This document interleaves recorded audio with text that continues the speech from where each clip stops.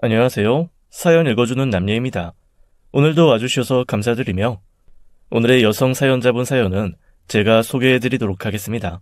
많은 청취 부탁드리며 오늘의 사연 바로 시작하겠습니다. 30대 후반 여성이에요. 저는 미대에서 디자인을 전공했고 졸업 후 광고회사 디자이너로 일하다가 작년에 후배와 함께 제 회사를 차렸어요. 주변에서는 있던 광고회사들도 줄줄이 망하는 판에 어쩌자고 겁도 없이 회사를 차리냐는 얘기를 많이 했는데 망하더라도 일찍 망하고 일찍 재기하는 편이 낫겠다 싶어 시작하게 되었어요. 다행히 아직까지는 잘 유지되는 편이에요. 생각보다 클라이언트들의 만족도가 높아서 고정으로 일을 주는 업체가 하나둘 늘고 있습니다. 그리고 오늘 지인 통해 소개받았다며 브로셔 주문이 하나 들어왔는데 의뢰한 곳이 치과더라고요. 병원 브로셔 일을 몇 번 하긴 했었지만 치과는 처음인데요. 순간 갑자기 저도 모르게 웃음이 터져 나왔습니다. 왜냐하면 치과라는 곳이 저에게 참 특별한 장소거든요. 저는 어려서부터 이가 튼튼한 편이라 치과에 갈 일이 별로 없었어요. 그냥 1년에 한 번 스케일링 받으러 가는 정도였는데 몇 년 전 사랑니가 하나 났습니다. 그다지 불편하진 않아서 나중에 빼야지 미루고 있던 차에 조그만 스트레스 받거나 잠이 모자라다 싶으면 사랑니 부분이 엄청 아파오더라고요. 더 이상 미루지 말고 빼버리자 마음먹고 당시 다니던 회사 앞에 막 오픈한 치과를 찾았습니다. 사랑니 빼는 게 엄청 아프다는 얘기를 많이 들어서 잔뜩 겁을 먹었는데요. 생각보다 아프지 않더라고요. 젊은 남자 의사였는데 뽑을 때도 전혀 아프지 않았고 마취가 풀린 후에도 통증이 거의 없었습니다. 또 사랑니 빼면 보통 한쪽 볼이 통통 붓는다는데 별로 그러지도 않았고요. 며칠 후 실밥을 제거하기 위해 다시 치과를 찾았는데요. 어떠셨어요? 많이 불편하셨어요? 되게 아플 줄 알았는데 생각보다 괜찮더라고요. 운이 좋으셨어요. 사랑니가 비교적 바르게 나서 뽑기도 수월했습니다. 병원을 나오면서 주변에 누가 사랑니 뽑는다고 하면 소개해줘야겠다 생각했지만 사랑니 뽑은 부분이 완전히 아물면서 치과도 명암도 까맣게 잊고 살았습니다. 그리고 그 무렵 회사 일이 너무 고돼서 하루하루 정신없이 보내기도 했는데요. 어찌나 바빴는지 잡혀있던 소개팅 약속을 2번이나 미룰 정도였죠. 2달간 큰 프로젝트에 매달려 살다가 홀가분하게 마무리 짓던 날 회사 후배가 술을 마시자 꼬시더군요. 언니, 요 앞에 재즈바 생겼다는데 이따 같이 안 갈래요? 그동안 죽어라 일만 했는데 모처럼 음악 들으면서 와인 한잔 해요. 재즈 라이브도 한대요. 거의 매일 야근을 했던지라 몰골이 많이 아니었지만 그래도 자축하는 기분으로 후배를 따라 재즈바에 갔습니다. 그런데 들어가자마자 후배가 한 무리의 남자들이 있는 테이블에 가서 인사를 하는 거예요. 알고 보니 그 후배가 와인 동호회에서 활동 중인데 마침 그 재즈바에서 같은 동호회 멤버를 만나게 됐고 그 자리는 대학 동창들 모임이었다고 합니다. 그렇게 뜻하지 않게 처음 보는 남자들과 합석을 하게 됐죠. 이럴 줄 알았으면 거울 좀 보고 올 걸 후회가 막심했는데 그 와중에 후배 기집애는 분위기에 취해서 와인을 맥주 마시듯 하더니 그동안 일이 너무 힘들었다. 매일 야근하느라 잠도 제대로 못 잤다며 남자들 앞에서 교태 섞인 푸념을 늘어놓더군요. 쟤 왜 저래? 저러다 실수하는 거 아니야? 혼자 은근히 걱정하고 있었는데요. 그때 옆에 앉아있던 남자가 갑자기 저에게 이상한 말을 하는 거예요. 이젠 아무리 피곤해도 치통은 없으시죠? 뜬금없이 뭔 소리를 하나 했더니 알고 보니 바로 그 사람이 제 사랑니를 뽑아준 의사였더라고요. 어머나, 전 전혀 몰랐는데 몰라봬서 죄송해요. 죄송은요 무슨. 환자분들은 당연히 제 얼굴 모르시겠죠. 치과 의사들 항상 마스크 쓰고 있으니까요. 생각해보니 맞더라고요. 사랑니 치료 때문에 2번 치과에 갔지만 의사 얼굴은 전혀 기억이 나지 않았었거든요. 아니, 의사 얼굴을 제대로 본 적이 없었습니다. 저는 입 벌리고 누워있고 그 사람은 늘 마스크를 쓰고 있으니까요. 방금 전까지만 해도 후배가 술에 취해 해롱거려서 빨리 집에 보내야겠다 생각했는데 갑자기 치과 의사와 말을 트게 되면서 후배는 뒷전에 두고 그 사람과 대화를 나눴습니다. 개원한 지 얼마 되지 않아 아직까지는 환자가 많지 않아서 여유가 좀 있다. 그래서 모처럼 동창들과 와인 한잔 하러 왔다더군요. 재즈가 흐르고 맛있는 와인이 있고 나를 기억해 해주는 어떤 남자와 대화를 나누고 있으니 정말 좋더라고요. 그런데 그 좋은 기분은 오래가지 않았습니다. 후배 기집애가 너무 취해서 거의 떡실신 상태가 되는 바람에 저희끼리 먼저 일어날 수밖에 없었거든요. 평소엔 일도 잘하고 착한 아이였는데 그날따라 왜 그렇게 꼴보기가 싫던지 치과 의사랑 막 명함 주고받고 제대로 된 얘기 좀 나눠볼까 하는 찰나에 산통이 깨진 거죠. 그 사람을 다시 만나려면 치과로 가야 하는데 멀쩡한 강냉이를 내 손으로 직접 날릴 수도 없는 노릇이고 그저 아쉽다는 생각만 했어요. 그런데 저만 아쉬웠던 게 아니었나 봅니다. 다음날 아침 일찍 그 사람에게 문자가 왔거든요. 원래 의사는 환자가 아무리 마음에 들어도 개인적으로 연락하면 안 되거든요. 그런데 제가 그 안 되는 일을 좀 해보려고 하는데 괜찮을까요? 사실 이런 메시지를 받고 싫어할 여자가 몇이나 있을까요? 설레는 마음으로 저도 곧 답장을 보냈습니다. 아마 괜찮을 것 같네요. 원래 하면 안 되는 일들이 더 짜릿하잖아요. 이어서 선배 언니에게도 문자를 보내야 했어요. 나 언니가 주선해준 그 소개팅 못할 것 같아. 왜냐면 방금 전 남친 생김. 미안.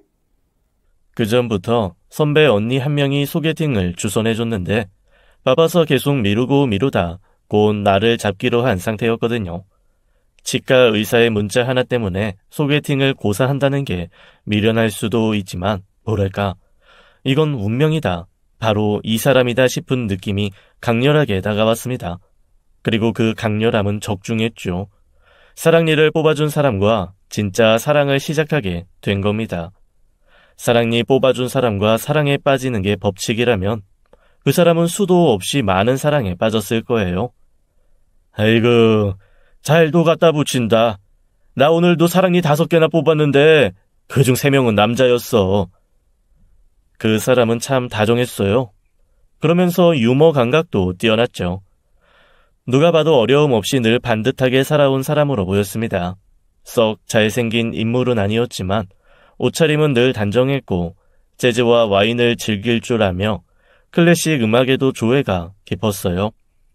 또 미술사에 대해서도 미대 나온 저 못지않게 많이 알더라고요. 집안 사정이 어떤지 부모님은 뭐 하시는 분인지 묻지 않았지만 특별한 결핍 없이 살아온 사람이다 생각했습니다. 하지만 사람은 역시 보이는 게 전부가 아니더군요.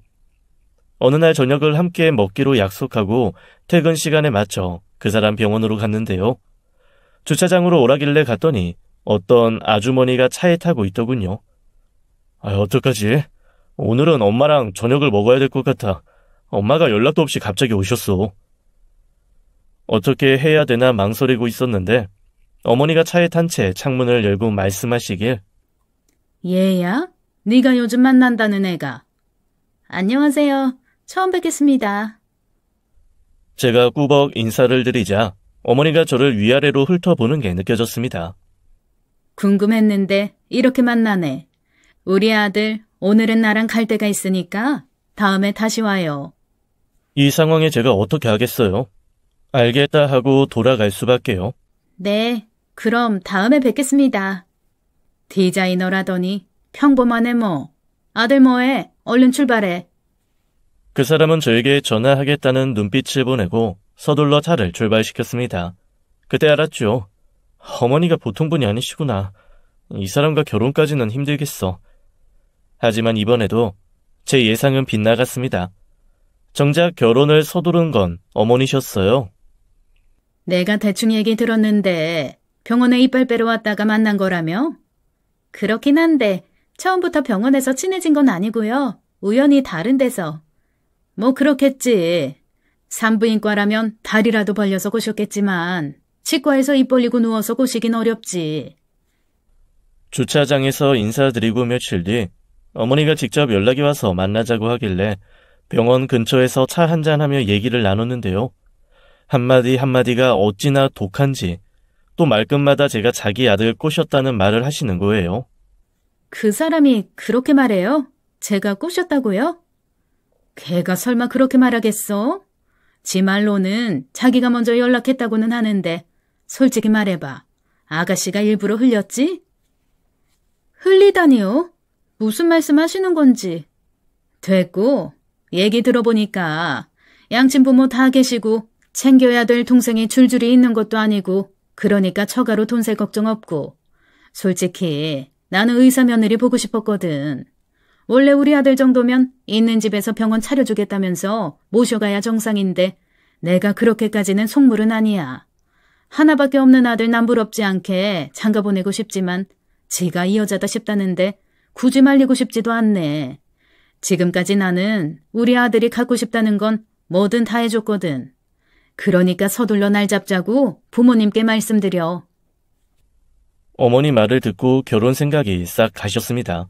처음부터 끝까지 본인 말만 맞고 본인 생각만 오르며 뭐든 본인 하자는 대로만 하면 된다였죠. 이런 사람이 내 시어머니라니 생각만 해도 끔찍했습니다. 그래서 그 사람에게 결혼에 대해 자신 없다고 말했어요. 충분히 이해해. 솔직히 말하면 나한테 가족이라고는 엄마밖에 없어. 그러니까 엄마가 그렇게 독하게 얘기하는 거 어느 정도 이해해 주길 바래. 근데 우리 엄마 말만 독하지 겪어보면 쿨한 구석이 더 많은 사람이야. 물론 자기 입장에서는 별의별 상상이 다 되겠지만 어차피 엄마는 가게 일 바빠서 시집살이 시킬 여유도 없는 분이니까 큰 걱정 안 해도 돼. 그러니까 나만 믿어. 어머니는 순댓국집을 운영하신다고 했습니다. 20대 중반에 어쩌다 사생아를 낳게 됐고 혼자 아들을 키워야 했기에 무슨 일이든 다 해야 했겠죠. 여자 혼자 젊은 나이에 시장 통해서 순댓국 장사를 시작했으니 그 인생이 어땠을지 대충은 알 것 같더라고요. 그렇게 홀로 아들을 공부시켜 치대에 보내고 의사까지 만들어놨으니 그 자부심이 얼마나 대단하겠어요. 다시 말해 남편은 개천에서 용남 케이스, 계룡남이었던 거예요. 도시락 싸들고 다니며 뜯어 말리는 결혼이 계룡남과의 결혼이라는 건 알았지만 생각해보니 결혼 후 어머니를 모시고 살 필요도 없고 무엇보다 당시 어머니의 순댓국집은 꽤 규모가 커서 경제적 여유도 있었고 가게 일에 신경 써야 할 시간이 많아 피말리는 시집살이 걱정은 없었습니다. 게다가 365일 영업하는 집이었기에 제가 직접 가게로 가지 않는 이상 어머니가 불쑥 나타날 일도 없을 거라 생각했죠. 하지만 이번에도 제 예상은 빗나갔습니다. 결혼하자마자 어머니는 걸핏하면 저를 가게로 호출하셨어요. 와서 순대를 썰라는 것도 아니고 설거지 하라는 것도 아니고 네가 안 오면 얼굴 보기 힘든데 어쩌겠니? 그래도 일주일에 한 번씩은 얼굴 비출 줄 알았는데 어쩜 보름이 다 되도록 한 번을 안 오냐? 일부러 안 온 건 아니고요. 요즘 한참 회사 일이 바빠서요. 지난주엔 거의 매일 야근했거든요. 그래, 너 말 잘했다. 뭐 대단한 일 한다고 매일 야근을 해. 이제 결혼도 했겠다. 애도 가져야 되니까 이참에 회사 관둬라. 남편 능력 좋은데 뭐하러 사서 고생을 해. 고생스럽긴 하지만 그만큼 보람도 있어요. 임신하더라도 충분히 할 수 있는 일이고요. 나는 도통이 이해가 안 된다. 자아실현이니 어쩌니 하면서 결혼하고도 기를 쓰고 일하는 여자들 많은데 그게 무슨 자아실현이니? 쓸데없는 고집이지. 돈이 아쉬워서 일하는 거면 몰라도 괜히 일한답시고 남편 우습게 보고 임신 미루고 그러는 여자들 보면 그야말로 건방지기 짝이 없어. 그렇게 일이 좋으면 결혼을 하지 말든가. 하여간 나는 네가 빨리 일 관두고 애나 낳으면 싶다. 그 후로 어머니는 틈만 나면 저를 가게로 부르셨습니다. 부르는 이유는 오로지 하나였어요. 임신 독촉이었죠. 가게 온 김에 가끔 순댓국이라도 먹게 되면 넌 비위도 좋다. 순댓국 안 먹는 여자들도 많던데 꿀떡꿀떡 잘도 먹네. 주는 대로 잘 먹는 거 보니까 아직에는 안 들어섰나 보다. 또 어느 날은 느닷없이 제 뒤에서 손을 뻗어 가슴을 움켜쥐시길래 허들짝 놀라 왜 그러시냐 했더니 혹시 애 들어섰나 확인하는 거야. 가슴 만져보면 딱 알거든. 근데 너는 어떻게 된 게 내 가슴보다도 작니? 에휴, 우리 아들 별로 재미없겠다. 이뿐만이 아닙니다. 화장실에 가는 저를 따라와서는 임태기를 불쑥 들이대기도 하셨는데요. 해봐. 지금 나 보는 앞에서 해보라고. 그리고 내일부터 매일매일 테스트해서 사진 찍어 보내라. 정말 경악스러웠습니다. 손주 기다리는 마음이야 충분히 이해했지만 행동 하나하나, 말 한마디 한마디가 상상 초월이었죠. 그런데 본인은 늘 쿨한 시어머니라 말씀하셨어요. 옛날 시어머니들은 잠자리 하는 날짜, 시간까지 다 정해주고 그랬어. 그뿐인 줄 아니? 먹는 거 하나하나, 속옷은 뭐 있는지, 하다못해 잠자리 체위까지 정해주고 틈나는 대로 절에 가서 공양 드리고 부적 써서 붙이고 그랬다는데 나는 굳이 그렇게까지 하고 싶진 않다. 어머니의 임신 재촉 스트레스가 점점 극으로 향해 갔습니다. 전 어머니가 그럴수록 남편을 점점 더 멀리 했는데요. 지성이면 감천이라고 제가 드디어 임신을 하게 됐습니다. 남편을 멀리 했다더니 어떻게 임신이 된 거냐 궁금하실 텐데 클라이언트 중 한 곳이 5성급 호텔이었고 어쩌다 숙박권을 선물 받게 되어 남편 생일을 맞아 하룻밤 숙박을 하게 됐습니다. 그날 모처럼 분위기가 좋았는데 그 후 얼마 뒤 어머니의 닭달로 임신 테스트를 했더니 선명하게 2줄이 나오더라고요. 바쁘다고 할 일 안 하고 사는 줄 알았는데 그래도 짬내서 할 건 했나 보다. 우리 아들 고생했겠네. 하여간 너는 일단 일부터 그만둬. 일이 그렇게 좋으면 애부터 낳고 다시 하든가. 시어머니가 이렇게나 손주에 집착하는 이유를 남편에게 들은 적이 있습니다. 어머니 친구분이 계신데 3남매를 두셨으나 다들 하루 벌어 하루 먹고 살아가는 탓에 그분은 나이 들어서도 일을 하셔야 했대요.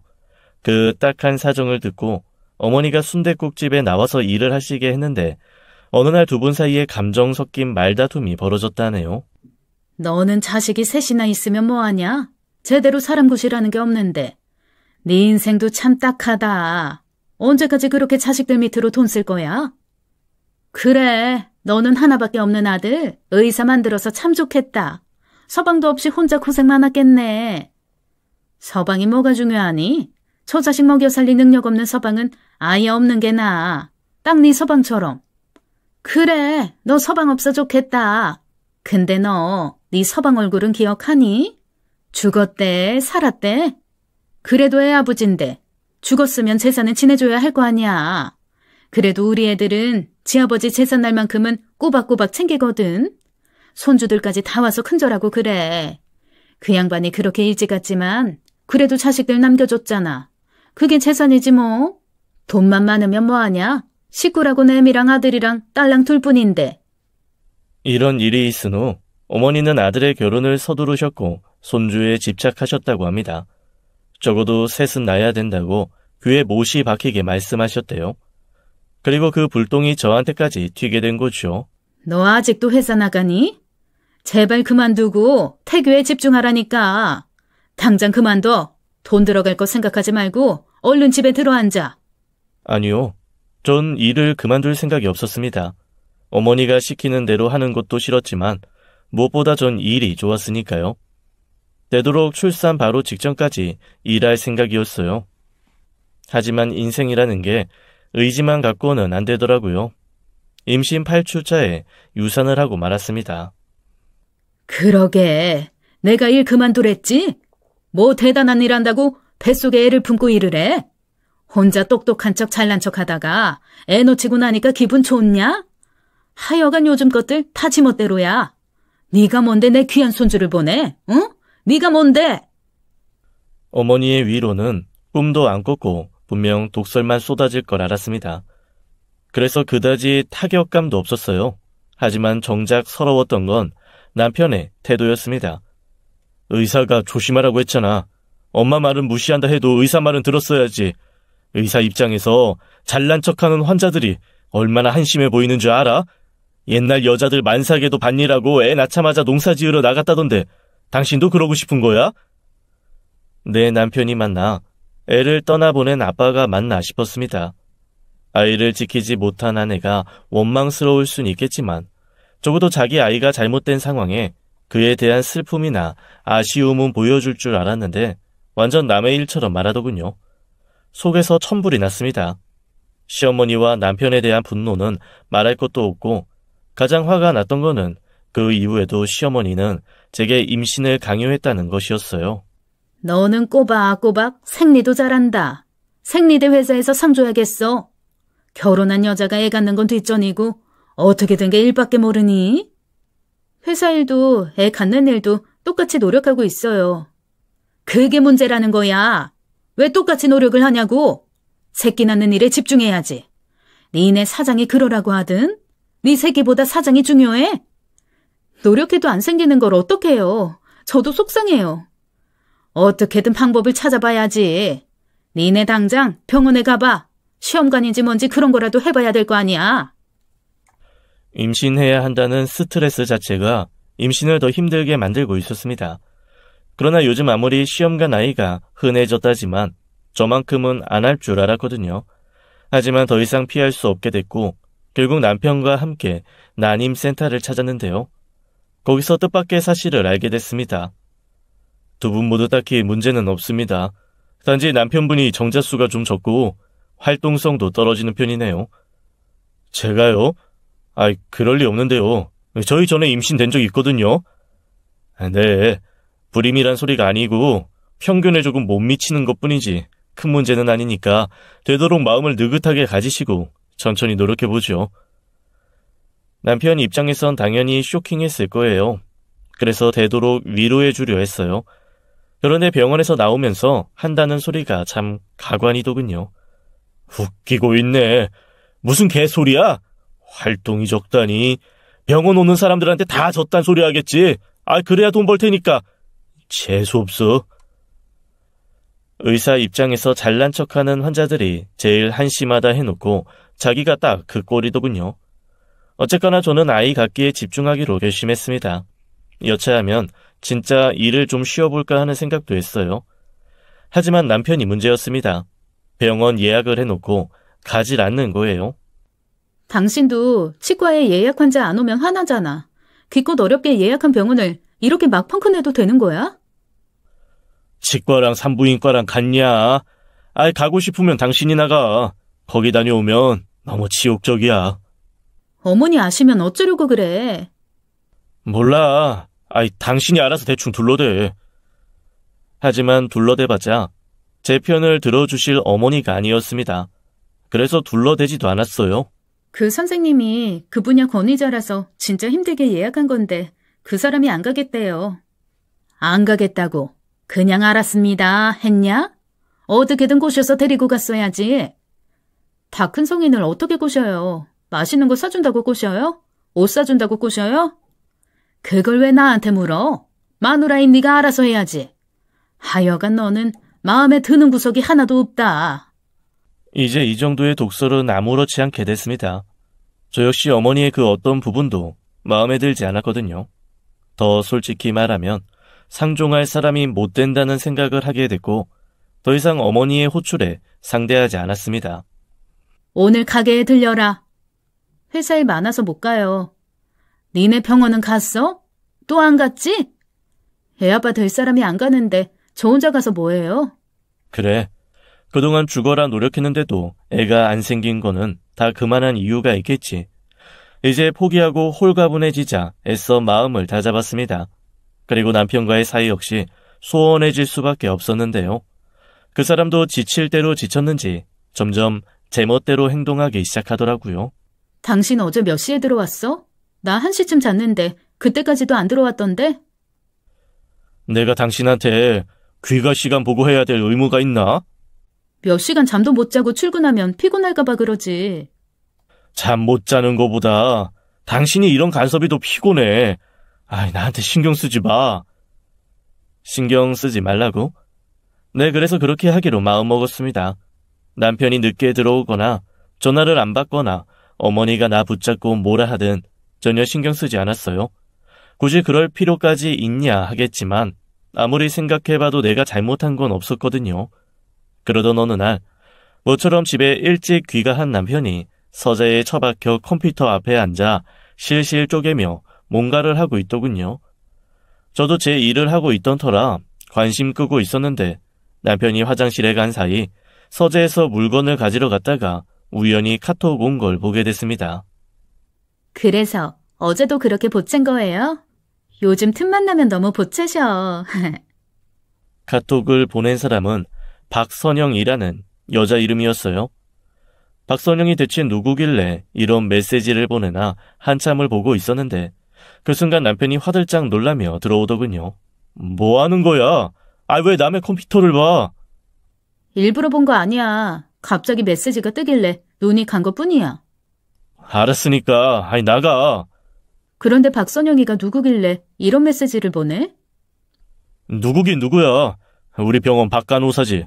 간호사한테 뭘 그렇게 보챘길래 이 밤중에 저런 메시지를 보내? 병원 앞 떡볶이 사다 달라고 했던 거야. 내가 그 떡볶이 좋아해서. 됐냐? 아, 떡볶이? 친절한 설명 고마워.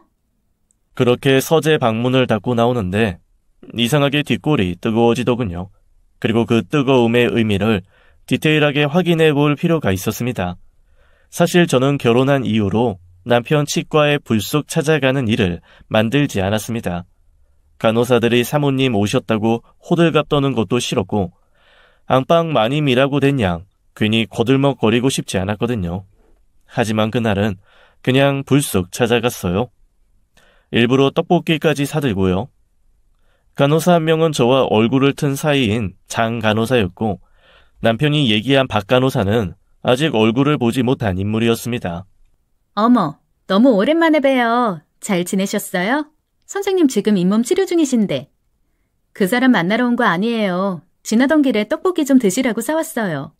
치료실에는 박 간호사가 같이 들어갔나 보죠? 박 간호사요? 아니요, 윤 간호사예요. 그래요? 저는 박선영 간호사인 줄 알았는데. 걔는 작년에 관뒀어요. 일도 몇 달 안 했는걸요? 근데 사모님이 박 간호사를 어떻게 아세요? 어떻게 알긴. 남편이 말해줬으니까 알지. 어젯밤 느껴졌던 뒷골 뜨거움의 정체가 점점 과시화되고 있었습니다. 잠시 후 치료실에 들어갔던 간호사가 나오길래 남편을 만나러 치료실에 들어갔는데요. 저를 보더니 깜짝 놀라더군요. 그럴만도 하죠. 생전 안 오던 사람이 불쑥 왔으니까요. 무슨 일 있어? 당신 지금 일할 시간 아니야? 외근 나갔다가 들어가는 길에 잠깐 들렀어.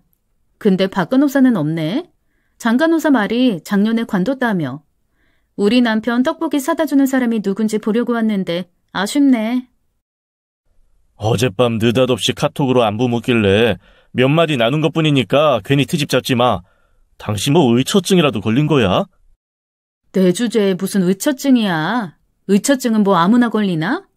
떡볶이는 내가 대신 사왔어. 박 간호사가 사다 준 건 아니지만 맛있게 먹어. 나 갈게. 모든 게 허술하고 모든 게 어설펐습니다. 기껏 생각해낸다는 게 떡볶이 타령이라니. 사실 지난밤 박선영이라는 이름을 발견하고 서둘러 SNS를 뒤졌어요. 이름이 조금 특이한 편이라 아주 쉽게 찾아낼 수 있었는데요. 고급 호텔에서 호캉스한 사진, 전시회 다녀온 사진, 맛집 사진 등등 평범한 20대 여자의 자랑질 가득한 SNS였는데 누가 봐도 죄다 남자가 찍어준 사진 같더라고요. 20대 여자애랑 여기저기 놀러 다니면서 꼼꼼히 사진까지 찍어주고 내 남편이 이렇게까지 다정한 사람이었나 싶더군요. 그리고 낮에 남편 치과에 기습 방문한 것처럼 저녁엔 퇴근하면서 어머니 순댓국집에 들렀습니다. 네가 웬 행차냐? 뱃속에 애라도 품고 온 거냐? 애는 뭐 저 혼자 만드나요? 저랑 그 사람 따로 잔 지 한참 됐어요. 잠결에 몸 닿는 게 참 싫더라고요. 너무 작정하고 왔니?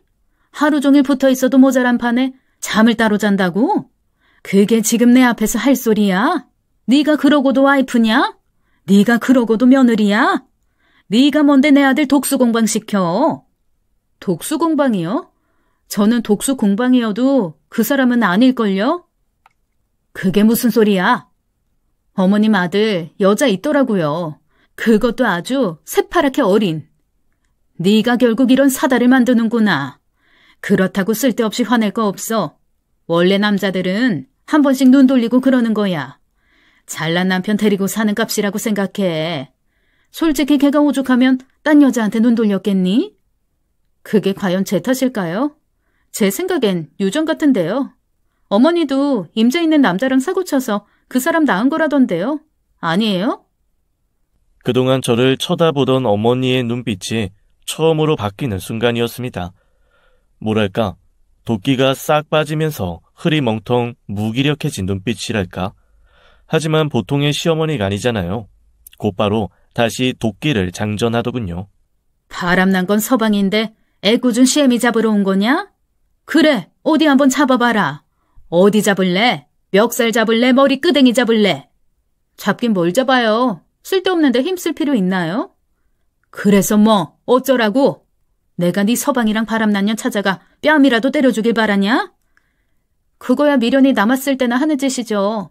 이제 그 사람한테 오만정 다 떨어져서 아무 미련도 없어요. 애도 못 낳고 일밖에 모르는 며느리 소리 그만 듣고 싶습니다. 저 이쯤에서 그 사람이랑 정리할 거니까 어머니도 앞으로는 저한테 예의 갖춰 말해주세요. 입에서 나온다고 아무 말이나 대충 내뱉지 마시고요. 아실지 모르겠는데 저는 이 상황에 할 수 있는 일이 많아요. 아직까지 법은 제 편이라고요. 부들부들대는 시어머니 얼굴을 한 10초간 뚫어지게 쳐다봤습니다. 그동안은 눈 마주치는 것도 싫어 시선을 피했었는데 이젠 피할 이유도 없고 기죽을 이유도 없으니까요. 그리고 어머니 눈에서 눈물이 그렁대는 걸 확인한 후 자리에서 일어나 나와버렸어요. 이제 본격적으로 이혼과 소송 준비를 해야 했기에 남편의 외도와 시어머니의 모욕은 오히려 제게 유리한 조건이 되고 있었습니다. 얼마 후 점심 먹고 졸음 쫓으며 일하고 있는데 모르는 번호로 전화가 걸려왔습니다. 상대방은 전화를 받자마자 당당하게 자신의 정체를 밝히더군요. 안녕하세요. 저는 박간호사라고 합니다. 뵙고 드릴 말씀이 있는데요. 당돌하더군요. 하긴 괜히 징징대는 것보다 오히려 당돌한 게 낫더라고요. 회사 앞 커피숍인데 잠깐 보자길래 그러자 하고 만났습니다. 나한테 사과를 하려는 걸까? 아니면 변명을 하려는 걸까? 별별 생각이 다 들었는데 보자마자 곧바로 상황 파악이 되더군요. 눈앞에 만삭의 여자가 앉아 있었습니다. 양손을 남산만한 배 위에 두르고 쓰담쓰담하며 고개만 까딱 인사하더군요. 보시면 아시겠지만 제가 임신을 했어요. 네, 누가 봐도 그런 것 같네요. 그래서요? 곧 애기 태어날 텐데 어떻게 하실 거예요? 만나자마자 싸대기를 날릴 생각도 없었지만 이미 그녀는 둥근 배 하나로 저를 기선제압하고 있었습니다. 내가 어떻게 해주길 바라는데요? 그거야 뻔하잖아요. 아이 키우려면 그쪽에서 빨리 이혼해 주셔야죠. 요즘 애들은 다 이런 건가? 아니면 얘만 이렇게 아나무인인 건가? 역시 여자는 뱃속에 누군가의 핏줄을 품고 있으면 강력한 힘을 발휘하는 것 같더라고요. 나 만나러 온 거 그 사람도 알아요? 혹시 그 사람이 시킨 일이에요? 아니요. 제가 제 발로 찾아온 거예요. 솔직히 저는 일찍 정리될 줄 알았는데 오빠가 생각보다 길게 질질 끌길래 참다 온 거거든요. 빨리 애기방도 꾸며야 되고 낳자마자 호적에도 올려야 하는데 오빠는 차마 말 못하겠나 봐요. 그 사람도 양심이란 건 있으니까. 아무리 양심이 중요해도 애기가 태어나는데 그것보다 중요한 일이 어디겠어요? 애 없으니까 이혼하기도 간단하지 않을까요? 서류 정리 언제쯤 될까요? 아이를 지키고 싶은 엄마의 마음은 충분히 이해하지만 이 정도로 뻔뻔하게 나올 줄은 몰랐습니다. 한마디 한마디 받아치며 내뱉는 말 속에 모성보다는 도끼가 느껴졌거든요. 글쎄요. 서류 정리는 내가 하는 게 아니라 법원이랑 구청에서 하는 거라 언제쯤 된다 딱 잘라 말해줄 수가 없네요. 되도록 좀 서둘러 주세요. 내가 왜 서둘러야 되죠? 곧 아이가 태어나니까요. 그 아이랑 나랑 무슨 상관인데? 알아요. 당연히 열받으시겠죠. 아이 낳고 싶어서 병원에도 다녔다는 얘기 들었어요. 그런데도 안 생기는 애가 다른 데서 생겼으니 얼마나 열받을지는 알겠는데요. 저는 지금 그런 거 따질 상황이 아니거든요. 이혼 안 해줄 건 아니잖아요. 어차피 해줄 거 빨리 해주시면 안 돼요? 이혼해달라는 얘기 말고 다른 할 얘기는 없나 봐요. 이혼만 해주시면 돼요. 다른 건 아무것도 안 바래요. 나한테 미안하진 않고? 이제 와서 미안하다고 해봤자 무슨 소용이 있겠어요. 서로를 위해서 빨리빨리 정리하는 게 낫지. 안 그래요? 설마 임산부한테 따귀 때리거나 물을 쏟거나 하진 않겠죠? 여기 보는 눈 되게 많은데. 어쩜 저쪽 사람들은 내연녀마저 이렇게 뻔뻔할까? 그다지 화도 안 나더라고요. 일이 바빠서 시간 나는 대로 정리하겠다 말하고 자리에서 일어났습니다. 그리고 다음 날 또 다른 사람이 회사로 찾아왔어요. 바로 시어머니였습니다. 밥은 먹었니? 저 밥 먹은 거 궁금해서 오신 거 아니잖아요. 걔가 어제 너 만나러 왔다는 얘기 들었다. 뱃속의 아기, 아들이란다. 축하는 못 해드리지만 좋으시겠네요. 이렇게 된 마당에 이것저것 따지고 법원 드나들 거 뭐 있니? 정작 당사자인 남편은 아무 말도 없는데 그의 두 여자가 나서서 일을 해결하기로 작정한 것 같더라고요. 무슨 얘기가 하고 싶어서 오신 건데요. 본론을 말씀하세요. 서류 정리, 서두르자. 서류는 이미 진즉에 작성해놨어요. 이혼 서류하고 상간녀 소송 서류까지요. 근데 사실 돈이 막 아쉬운 것도 아니고 출산을 앞둔 것도 아니라서 제 입장에선 서두를 필요가 없잖아요. 요즘 일도 바쁘고 해서 법원 제출 미루고 있던 거예요. 그럼 서둘러서 내자. 상간녀 소송은 포기하고 이혼 서류만 주면 나라도 내일 당장 갖다 낼게. 소송을 포기하든 진행하든 제가 결정할 문제입니다. 이래라 저래라 하지 마세요. 평소 같았으면 온갖 독한 소리를 쏟아냈을 양반이 애써 감정을 꾹 누르고 있었습니다. 당연하죠. 아쉬운 사람은 당신이니까. 얘기 들어보니 상간녀 소송 해봤자 위자료 몇 천밖에 못 받는다더라. 지금 니들 사는 집 원래 우리의 명의였지만 네가 원한다면 보증금 반 빼줄게.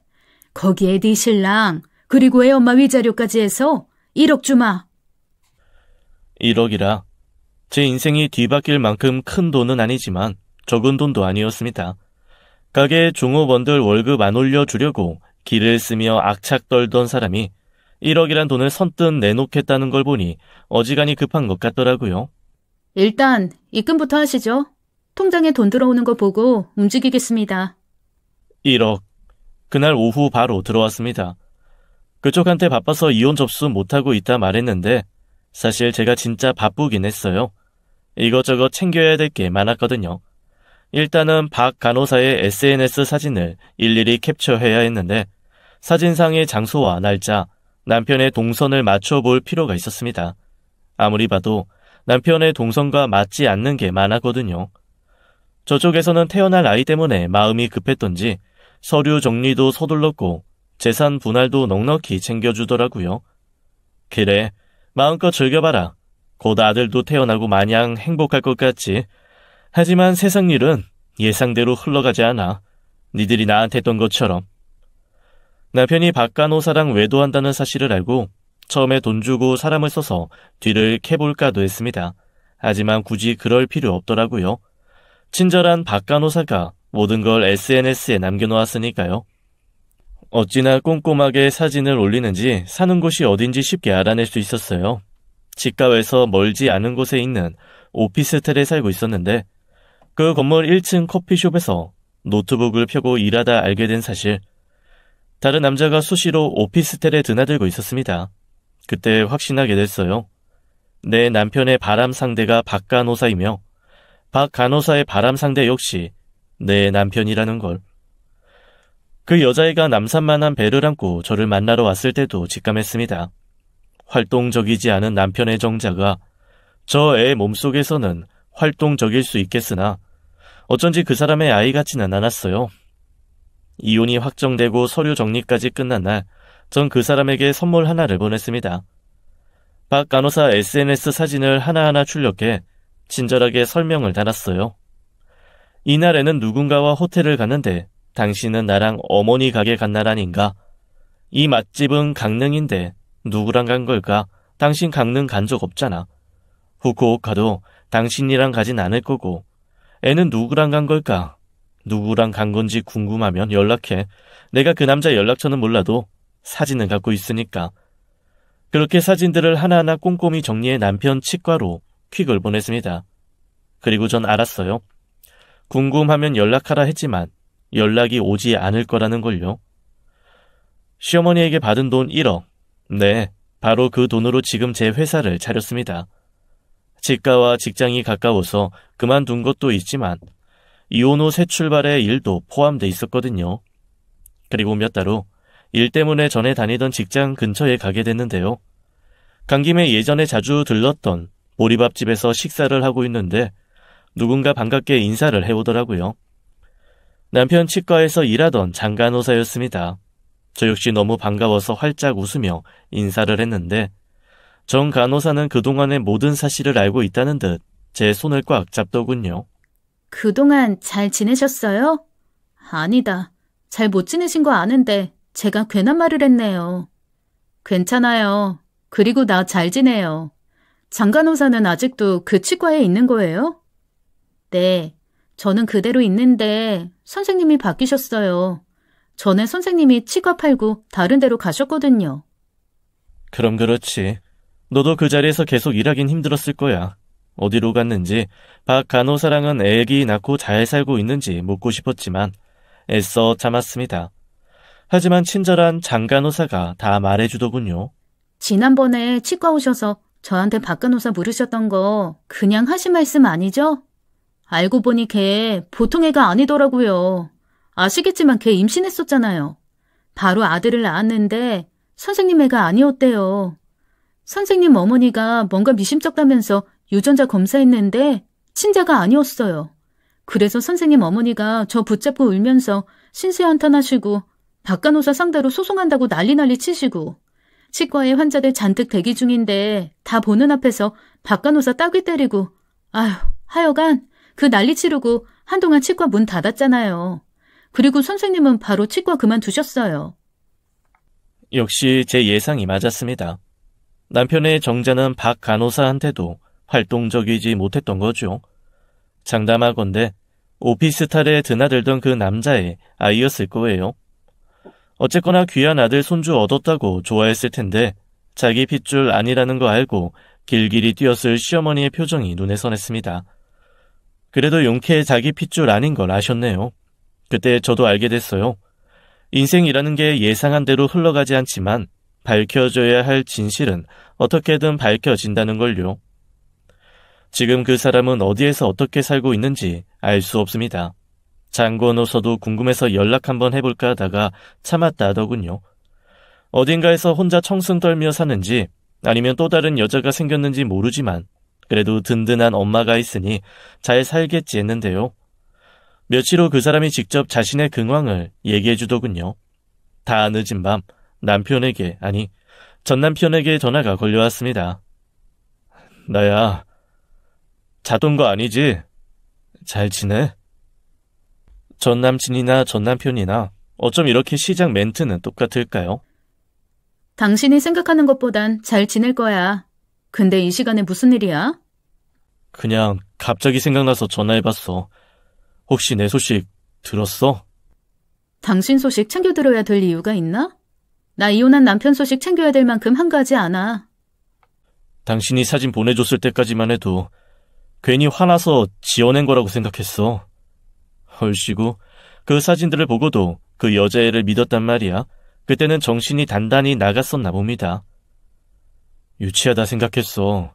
다 끝난 마당에 구질구질하게도 군다 생각했는데 이제 생각해보니 당신이 나한테 준 기회였더라고. 기회? 그건 아니었어요. 그냥 실상을 알리는 것뿐이었는데 그걸 호의로 받아들였다니 순간 저도 모르게 픽하고 웃음이 나더군요. 어머니도 당신한테 많이 미안해하셔. 그렇게 돈 주고 보내는 게 아니었다면서. 어머니가 보낸 거 아니야. 내가 내 발로 벗어난 거야. 그 상황에 내가 할 수 있는 최선이었으니까. 엄마, 많이 아프셔. 대장암 말기래. 아프시니까 당신 생각이 더 많이 나나 봐. 순간 가슴이 쿵 내려앉았습니다. 그렇게 모질게 굴고 온갖 독설을 퍼부었던 시어머니지만 안쓰러운 마음은 드는 건 어쩔 수 없더라고요. 명색의 아들이 의사인데 어쩌다 암을 그렇게 늦게 발견하셨을까? 당신도 참 무심한 아들이다. 알아. 나 좋은 아들 아니라는 거 잘 알아. 저기, 나 가끔 연락해도 돼? 가끔 연락해도 되냐는 말은 매일매일 연락하겠다는 뜻이잖아요. 다시 말해 용서해달라, 다시 받아달라는 뜻이었습니다. 하지만 제가 이제 뭐가 아쉬워 그 사람을 받아들이겠어요? 있잖아. 나 당신 푸념 들어줄 여유 없어. 당신이랑 살 때보다 더 바쁘거든. 부디 어머니 잘 케어하고 끝까지 좋은 아들로 남길 바랄게. 그리고 부탁인데 앞으로는 이런 전화 안 하면 좋겠어. 끊을게. 전화를 끊고 나니 왠지 모를 씁쓸함이 밀려왔습니다. 통쾌해야 되는데 아싸 쌤통이다 기분 좋아야 하는데 이상하게도 긴 한숨이 나오더라고요. 그 한숨의 의미가 나름 그동안 쌓인 정 때문인지는 모르겠지만 그토록 미워했고 증오했던 사람이 많이 아프다는 얘기를 들으니 많이 짠하게 나더군요. 그리고 며칠 후 문자 하나가 도착했는데요. 면목 없다. 딴애는 열심히 살아왔다 생각했는데 너무 독하게만 살았나 보다. 아들 걱정 때문에 눈도 제대로 못 감을 것 같아. 너만 괜찮다면 그동안의 실수 다 잊고 우리 아들 옆에 있어주면 좋겠는데 안 되겠니? 끝까지 뻔뻔한 건지 아니면 죽음 앞둔 사람의 진심 어린 간절함인지 모르겠지만 아니요, 전 괜찮지 않고요. 그러고 싶지 않습니다. 라는 답장은 차마 못 보내겠더라고요. 그래서 그냥 두 모자의 번호를 차단했습니다. 그 사람은 아마 어디선가 또 치과를 열었겠죠. 사랑니아라는 안 아프게 뽑아줬지만 그보다 훨씬 큰 아픔과 상처를 준 사람. 이젠 정말 깨끗하게 잊고 제 일에만 충실하려 합니다. 세상의 모든 계룡남이 그 사람 같지 않겠지만 역시 말리는 결혼은 다 이유가 있더군요. 구질구질하고 답답한 긴 얘기 들어주셔서 고맙습니다. 모두 행복하세요. 지금까지 사연 읽어주는 남녀였습니다. 끝까지 함께해 주신 여러분 감사드리며 저희는 다음 사연으로 돌아올게요. 감사합니다.